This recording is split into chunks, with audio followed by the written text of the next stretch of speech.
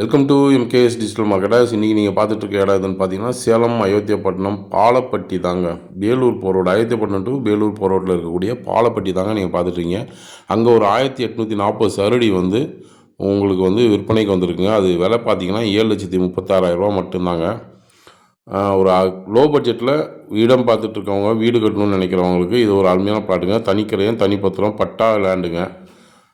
உங்களுக்கு வந்து வீடு கட்டினாலும் ஒன்றே வீடு கட்டிக்கலாம், பக்கத்துலலாம் வீடெல்லாம் இருக்குது. நீங்கள் இந்த லேண்டு வாங்கினீங்க அப்படின்னாக்கா பக்கத்தில் இருக்க ஒரு 600 சதுரடியும் வந்து உங்களுக்கு ஃப்ரீயாக கிடைக்கும்.